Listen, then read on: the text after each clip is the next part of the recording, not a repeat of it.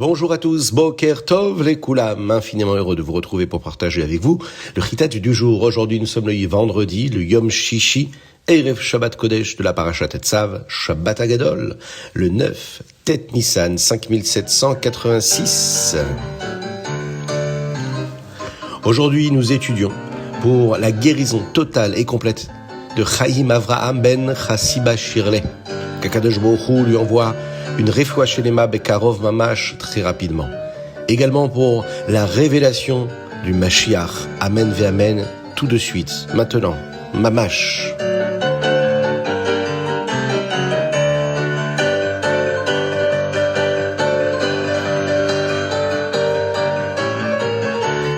Alors vous le savez, le jour de Shabbat, nous avons l'habitude d'étudier la paracha chassidique, le Likutei Torah ou le Torah, et en ce moment c'est le Likutei Torah.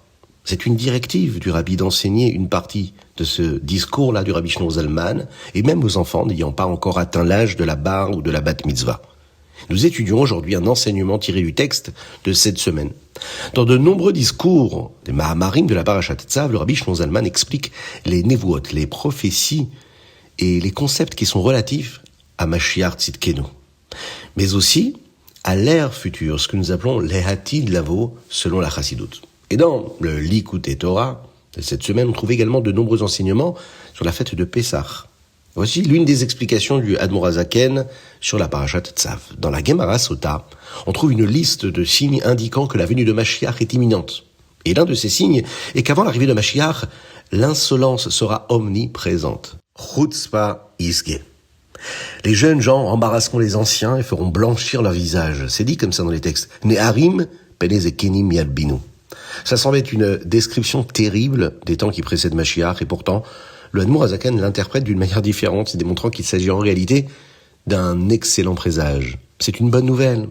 L'une des différences entre la jeunesse et la vieillesse est que, chez une personne jeune, le corps, le gouffre et les désirs matériels, l'état avot, sont beaucoup plus puissants. En vieillissant, on acquiert plus de connaissances et les passions s'affaiblissent. Lorsqu'une personne accomplit une mitzvah, elle attire la divinité, la Elokut dans le monde. Mais lorsqu'une personne se retient de succomber à un désir pour accomplir la volonté d'Hachem, ce que la Chassidut appelle la Hitkafia, cette autodiscipline qui est nécessaire, elle fait descendre un niveau de divinité bien plus élevé. Ce niveau supérieur est appelé la blancheur, l'Evanunit. Le Rabbi Shlomo Zalman explique que c'est là le sens profond de la Gemara. Les jeunes qui doivent fournir un effort phénoménal, dit Kafia, un effort plus intense pour briser leurs penchants, leurs désirs, leurs pulsions, leurs passions, eh bien eux attirent ce niveau spécial de Nevanunit dans le monde ici-bas. Il s'agit d'un degré de divinité bien plus élevé que celui que les anciens, les Skenim, sont capables de révéler par leurs mitzvot habituels. C'est la signification ici de Neharim penez ekenim yalbinu. L'un des signes de Mashiach est que les jeunes feront preuve d'une telle force d'Hitkafia, d'autodiscipline, de retenue, qu'ils apporteront ce niveau aux anciens également. Et là, on peut dire que Mashiach est en train d'arriver.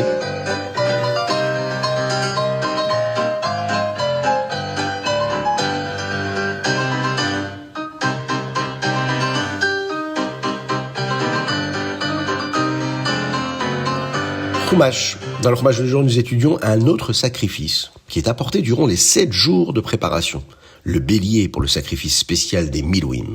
Moshe Rabbeinu a apporté ce sacrifice et a placé une partie du sang sur les oreilles, les pouces et les gros orteils des prêtres, les Kohanim.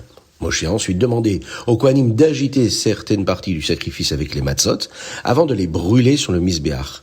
Et il a pu garder une partie de ce korban pour sa propre consommation. Ces jours de préparation du Mishkan sont appelés les Shivat Yemei HaMilouim.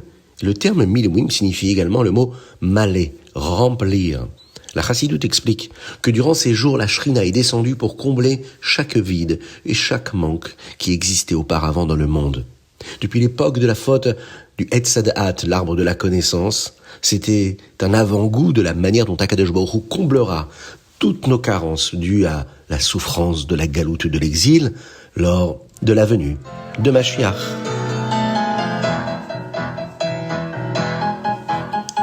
Teilim, aujourd'hui Yom Tet, et nous lisons du 49 au 54, c'est-à-dire du Teilim, même tête au Teilim, Nun Dalet. Dans le chapitre 53, il est question de la destruction du second temple, le Khurban, et à la fin du chapitre, David HaMelech exprime son espoir qu'Akadosh Baruch Hu sauve le Ham Israël. Mihiten mitzion Yeshuot Israël. Puisse-t-il venir de Tzion, le salut d'Israël. Ce verset est écrit 2 fois dans les Teilim. Une fois chapitre 14, et une fois ici. Le Midrash explique que ces 2 fois-là correspondent à 2 passages de la Torah où l'expression mi'iten est utilisée. La première fois, Akadosh Baruch Hu exprime le souhait que le Ham Israël possède toute la crainte de Dieu, la Hirat Shamaim, mi'iten, si seulement.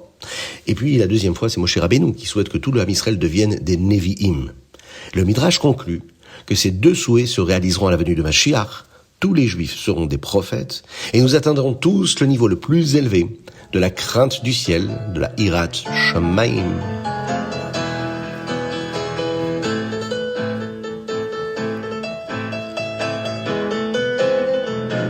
Tania, d'écouter à Marine Pereg la Med Tête. Aujourd'hui, nous étudions le monde d'Atsilut. C'est un niveau spirituel où rien n'est ressenti en dehors d'Hachem.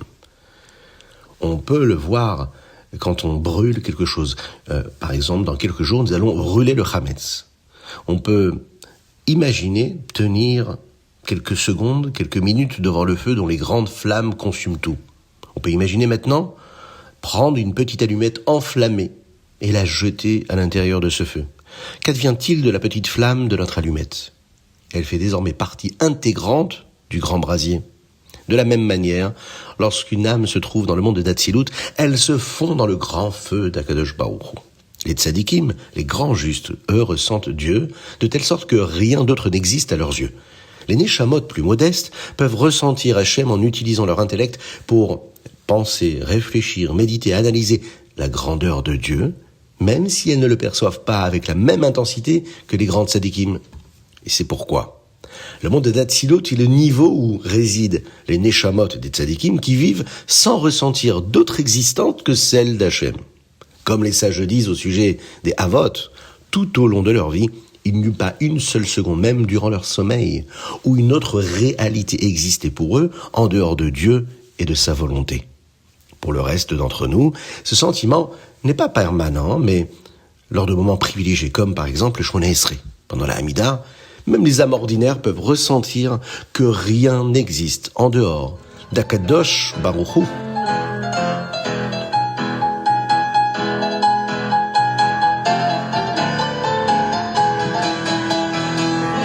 Ayom Yom, aujourd'hui 9 Nissan. Qu'est-ce que la richesse pour un juif ? Eh bien pour un juif, le Ayom Yom nous le dit. Être riche ne consiste pas à posséder beaucoup d'argent ou une demeure somptueuse. La forme de richesse la plus précieuse, celle qui dure éternellement, consiste à être un juif qui respecte la Torah et les mitzvot, à avoir des enfants, des petits-enfants qui suivent cette même voie. Cela rend les parents heureux, cela rend les ancêtres infiniment riches. Soyons riches. Ezrat Hashem.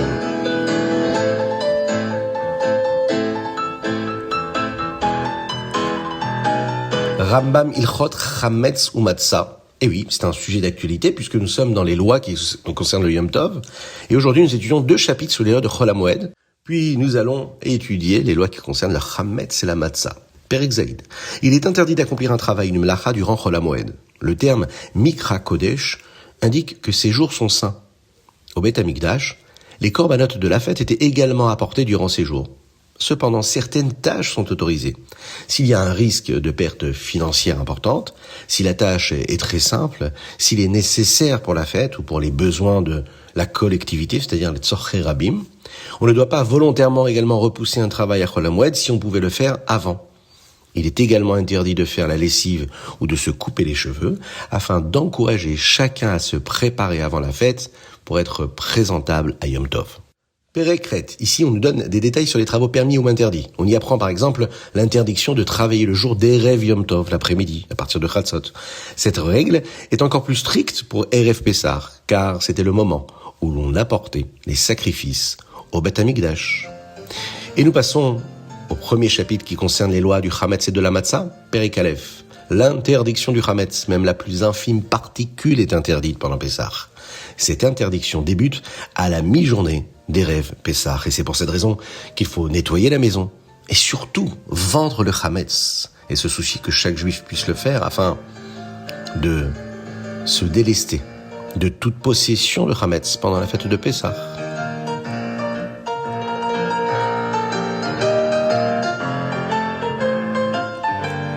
Vous avez la possibilité de nous envoyer vos dédicaces, de participer financièrement à la diffusion du Chitat du jour. Vous pouvez nous envoyer un petit message par WhatsApp, on vous enverra les différentes possibilités pour pouvoir participer. Vous pouvez le faire tous les mois, de manière mensuelle, de façon à ce que nous puissions avoir un soutien permanent pour diffuser le Chitat du jour. On va se quitter avec une très belle idée, la prise de conscience de ce que nous allons vivre ce Shabbat Hagadol, et on pense très très fort à nos frères en Eretz Israël, et on n'oublie pas de lire le Nassi aujourd'hui, c'est le 9e Nassi, Shevet Binyamin. Ce Shabbat est particulier, nous l'avons dit. Un petit rappel. Pourquoi s'appelle-t-il Shabbat Hagadol, le grand Shabbat? La raison principale est qu'un miracle immense s'est produit le Shabbat précédent la sortie d'Égypte. Les Juifs attachèrent leur agneau au montant de leur lit pour le sacrifice de Pessah. Les Égyptiens stupéfaits les interrogèrent. Et là, le Ham Israël répondit avec assurance qu'il préparait le sacrifice et qu'il placerait le sang sur leurs portes avant la plaie de Makat Bechorot des premiers-nés. Saisis de terreur, les premiers-nés égyptiens supplièrent par haut de libérer les Juifs. Et devant son refus, ils déclenchèrent une guerre civile en Égypte, éliminant ainsi de nombreux ennemis des Juifs par leurs propres mains. La coutume de Shabbat Hagadol est de lire une partie de la Haggadah, de Avadim Ha'inu jusqu'à l'Echaper al-Kol Avonotenu, de le dire après la tefila de Mincha à la sortie du Shabbat, car les miracles de la sortie d'Égypte ont réellement débuté ce jour-là. Une autre raison est que le Rav prononce un grand discours, une dracha, pour enseigner les lois de Pessah à ceux qui n'ont pas pu les étudier. C'est une façon de le faire, et si vous n'avez pas eu la possibilité d'assister à un discours, Be'ezrat Hashem, avec l'aide d'Akadosh Baruch Hu et toute sa force qu'il nous donnera, on produira un épisode qui va résumer toutes les lois de Pessah, les significations du Seder de Pessah. Be'ezrat Hashem la semaine prochaine, ce sera un épisode assez long. Vous pouvez d'ores et déjà nous envoyer vos dédicaces. Ce serait bien de le faire avant dimanche, afin que nous puissions, Be'ezrat Hashem, apporter ces belles paroles à tout le Ham Israël. Voilà, aujourd'hui c'était le Chitat du jour de Erev Shabbat. On se retrouve après Shabbat. C'est un grand Shabbat, il faut prendre beaucoup de force, beaucoup de courage. Qu'Akadosh Baruch Hu en envoie à tous nos frères en Eretz Israël et dans le monde, qu'il protège les Chayalim en Eretz Israël et dans le monde. Et comme nous l'avons dit, une spéciale dédicace aujourd'hui pour la Refoua Shelema de Chaim Avraham ben Chassiba Shirley, ainsi que pour la révélation de Mashiach Bekarov Mamash. Vous pouvez le dire à la maison, Amen V'Amen. On va prendre quelques minutes aujourd'hui pour prier très fort pour tout le Ham Israël et dire un Tehillim ou deux. On peut lire le 121, on peut lire également le Tehillim Chaf, le Tehillim 20. Nous sommes à quelques jours de Yud Aleph Nissan. Il faut redoubler d'intensité dans les Miftsaïm. C'était la préoccupation, et c'est la préoccupation du Rabbi, de le faire, d'aller s'occuper, de faire en sorte que nos voisins, que nos proches, les personnes que nous ne connaissons pas, aller dans la rue, taper aux portes pour leur permettre de vendre le Hametz, leur apporter un kazaït d'une matzah shmura pour qu'ils puissent consommer de la matzah shmura, le pain de la foi, le pain de la guérison. Une spéciale dédicace également aujourd'hui pour les Chayalim qui ont malheureusement perdu la vie. Hier, qu'Akadosh Baruch Hu venge leur sang. Uri Greenberg, il avait 21 ans, il venait de Petar Tikva, il est niftar au Liban. Mais également Aviad Elchanan Volensky, il était âgé de 21 ans, de Yerushalayim, et on demandait à Kadosh Baruch Hu de faire en sorte que ces Neshamot-là puissent monter le plus haut possible, et nous envoyer Bezrat Hashem, le Mashiach Bekarov Mamash. On se retrouve après Shabbat, Shabbat Shalom Umevorach, pour Chitat. N'oubliez pas de le partager avec vos proches, avec vos amis, envoyez-nous vos dédicaces, plus 33 6 21 37 24 52. Shabbat Shalom.